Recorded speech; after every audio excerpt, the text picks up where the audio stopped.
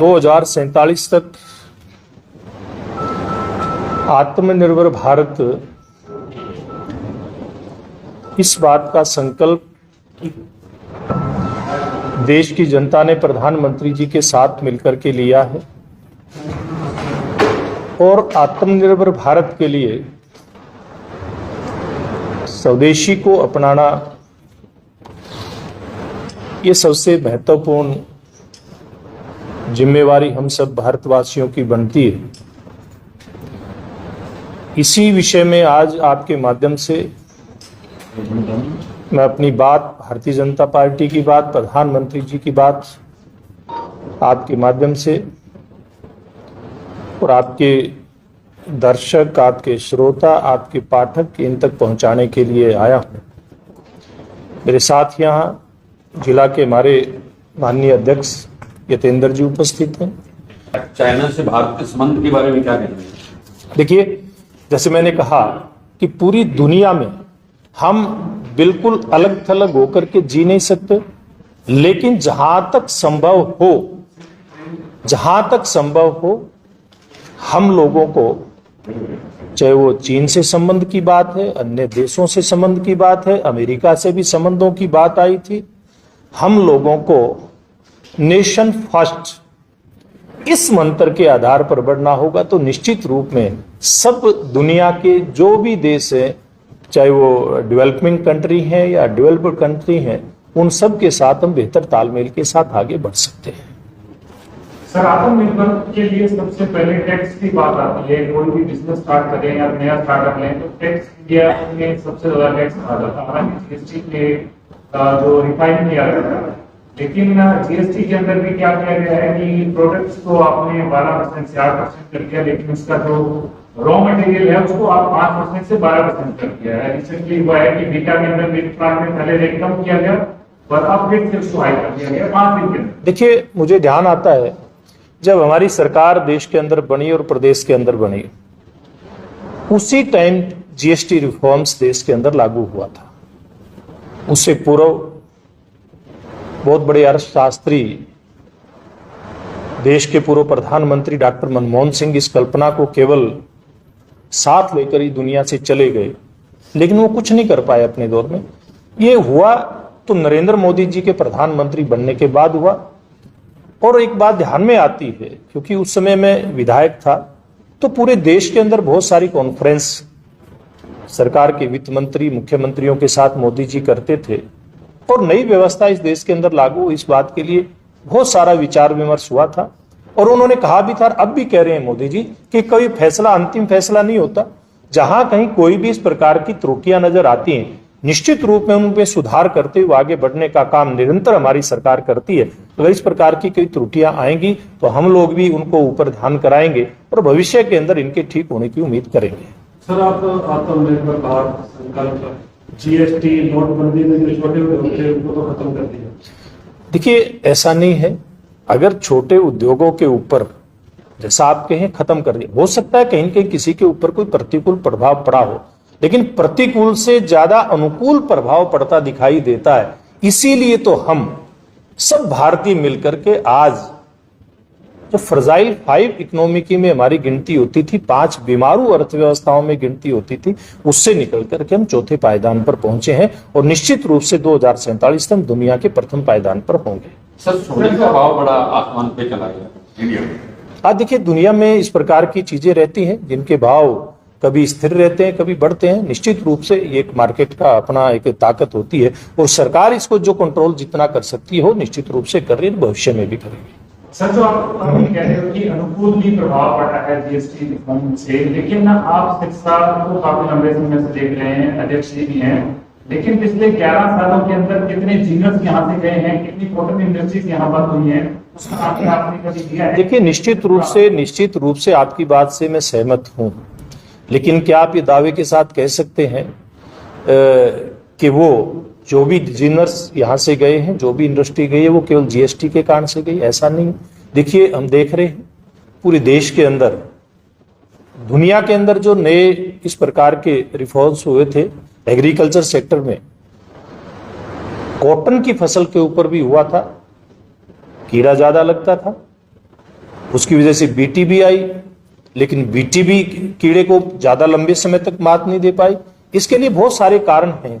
आज कॉटन का जो प्रोडक्शन है उसका न्यूनतम स्तर पे जाना मैं समझता हूं बहुत बड़ा कारण है इस प्रकार के उद्योग के पलायन के कारण। सर, इम्पोर्ट ड्यूटी खत्म कर दी गई है, अमेरिका यहाँ कॉटन बेच रहा है, आप अभी किसानों की बात कर रहे थे, किस तरह से आप देखिए, अभी शायद आप इस बात पे तो ध्यान है, रखना ही चाहिए।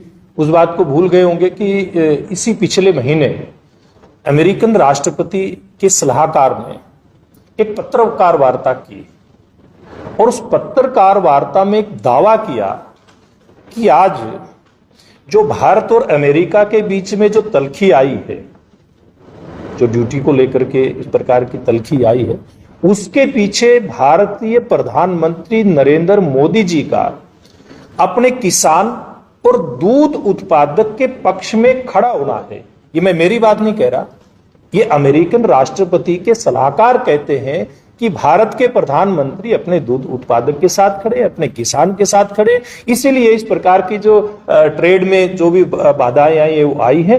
तो हम आपकी बात को भी हम कहते हैं कि उसके ऊपर भी फोकस होना चाहिए। ये भी ध्यान करना चाहिए कि हमारे देश के किसान को आश्वस्त होना चाहिए कि इतनी बड़ी बात अमेरिका कहता है। और मैं आपकी बात में, मेरे सवाल के जवाब में एक बात और मैं जोड़ता हूं।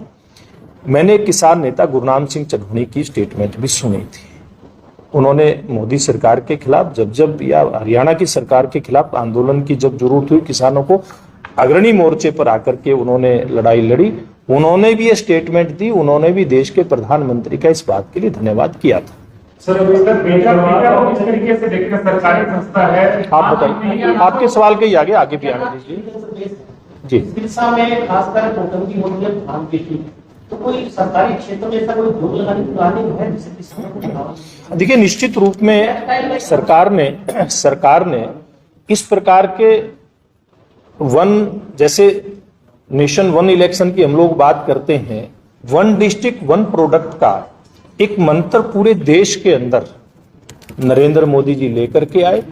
उसमें कृषि क्षेत्र के ऊपर आधारित जो भी हमारा प्रोडक्ट है उसके संदर्भ में कोई न कोई नए कारखाने लगे, नई यूनिट लगे, इसके ऊपर आगे बढ़ा जा रहा है। और देश में जो सहकारिता मंत्रालय नया बना है और माननीय अमित शाह जी इसके मंत्री भी हैं, उनके पास ये विभाग है, तो उन्होंने भी किसानों को अपनी जो उत्पाद है उसमें किस प्रकार से उसका मूल्य का संवर्धन हो, इस बात के ऊपर फोकस कर रहे हैं। नए नए संयंत्र लगाने की योजना सरकार बना रही है। निश्चित रूप में भविष्य में उसका लाभ किसानों तक पहुंचेगा। मुझे सर, बीटा ने 300 रुपए का बढ़ाने का जो दिवाली का तोहफा दिया, उस तरीके से देखते हैं। देखिए, बहुत सारे तोहफे सरकार ने दिए हैं, एक आध इस प्रकार का आता है तो उसके ऊपर भी सरकार का फोकस रहता है। लेकिन मैं एक बात आपको ध्यान कराना चाहता हूं, मैं लगातार फील्ड में रहने वाला व्यक्ति हूं।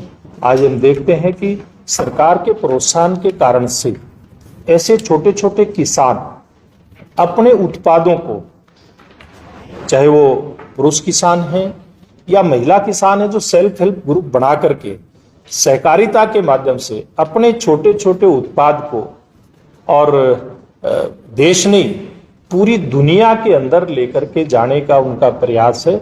इस प्रकार की व्यवस्था के साथ हम आगे बढ़ रहे हैं। आपने बीटा की बात की है, मैं पीछे कुछ दिन पहले मैं एक हमारे नरवाना के पास एक फतेह सिंह चौधरी फतेह सिंह के नाम से, उन्होंने अपने पिताजी के नाम से एक डायरी की है। छोटे से किसान ने एक उदाहरण प्रस्तुत किया है कैसे छोटे छोटे जो हैं, जिनको आप भैंस कह सकते हैं, छोटी जोटी जो होती है जिसको हरियाणवी भाषा में कहते हैं, वो उन्होंने कटड़ी भी कह देते हैं, वो उसका पालन उन्होंने शुरू किया और स्वदेशी के आधार पे ही आज वो इतना बड़ा उनका उद्योग बन करके तैयार हुआ है। अगर कोई देखे कि मेरे सोशल मीडिया पे आप उसके प्लांट को देख करके हैरान रह जाएंगे तो जो वोकल फॉर लोकल का जो नारा है उसको सार्थक करते हुए किसान आगे बढ़ रहे हैं। तो निश्चित रूप में सरकार जब इनके साथ खड़ी होती है तब किसानों का साहस बढ़ता है, छोटे छोटे समूहों का साहस बढ़ता है और साहस के साथ आगे बढ़ते हैं। आप सबका बहुत बहुत सर, एक धन्यवाद। लास्ट सवाल है जी, ये अपन कब से शुरू करना है ये स्वदेशी वाला? ये तो शुरू ही है। नहीं नहीं, क्योंकि आपने महात्मा गांधी की बात करी, जब जी। उन्होंने स्वदेशी की बात करी तो उन्होंने जी। विदेशी सामान सारा जला दिया। जी जी जी जी। तो विदेशी का बहिष्कार तो जी। कब से अपन ने शुरू करना है? देखिए, ये तो बहुत साल से है। मैं बताता हूं आपको, उदाहरण के साथ बताता हूं। मैंने कहा भी मैं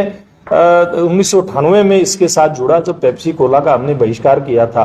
उस दिन के बाद मैंने आज तक कोई कोल्ड ड्रिंक मैंने पी करके एक बूंद भी मैंने टेस्ट करके नहीं देखी। ये संकल्प होता है, सबका संकल्प है। जब महात्मा गांधी जी के आह्वान पर हम आजादी से पहले संकल्प ले सकते हैं तो वर्तमान में क्यों नहीं ले सकते? ये तो शुरू है, कभी से शुरू है। इसके अंदर तो आप भी जुड़िए, आपके माध्यम से सब लोग जुड़े। मैं अगली बात और कहता हूं, मैं तो अभी भी ये धोती कुर्ता है खादी से खरीद करके लेके आता हूं आमतौर पे। अपनी गाड़ी भी जापानी है। देखिए, ठीक कह रहे हैं आप। एक बात आपने कहा कि विदेशी की होली। देखिए, होली जलाने का मतलब सांकेतिक होता है विदेशी चीज को हम अपनाएंगे नहीं। जहां तक संभव हो हमने प्रयास करना है कि स्वदेशी अधिकतम और विदेशी न्यूनतम। देखिए, आप पूरी दुनिया से 100% तो कट करके रह नहीं सकते। हमारा उत्पाद भी हम विदेशों में भेजने की कल्पना करते हैं तो वो भी सोचते हैं चाहे हम कितना ही उसके ऊपर टैरिफ जो है वो लगाने का हमारी सरकार काम कर ले, लेकिन एकदम से कभी कुछ नहीं होता। एकदम से देश के प्रधानमंत्री जी भी नहीं कहते और सुभाष बराला भी आपसे ये नहीं कहनी है, आपके दर्शकों से एकदम से नहीं कहता भी आपके घर में जो कुछ आप बाहर फेंक दीजिए। नहीं, व्यवहारिकता के आधार पे हमें आगे बढ़ना पड़ेगा। कहीं कोई इस प्रकार का कोई ये नहीं होता भी कोई एक ही समय कोई किसी ने आह्वान कर दिया 100% उसी समय स्वदेशी हो जाएगा। जो भी आपने कहा, गाड़ी है, किसी के पास पेन भी हो सकता है, किसी के पास फोन भी हो सकता है। हमें प्रयास ये करना चाहिए कि पहला तो हम उत्पाद हमारे देश में, देश के ही उससे अर्थव्यवस्था के आधार पर जिसने अपनी कोई इंडस्ट्री खड़ी करी है, यानी कि भारतीय उद्योग का बना माल खरीदें। अगर बाहर की तकनीक का भी अगर उपयोग करना है तो कम से कम इस प्रकार का जरूर ध्यान रखें कि उसके अंदर ऊर्जा और पसीना हमारे देश के मजदूर का लगा हो, हमारे देश के किसान का लगा हो। इस एंगल से हम इस रास्ते पर आगे बढ़ेंगे तो निश्चित रूप से हम स्वदेशी के लक्ष्य को जरूर हासिल करेंगे। हमारे रहते आप बेरोजगार क्यों हैं? सरकारी नौकरी की सबसे अच्छी तैयारी, सबसे अच्छे अध्यापक, सबसे कम फीस, हरियाणा का नंबर 1 कोचिंग सेंटर ICS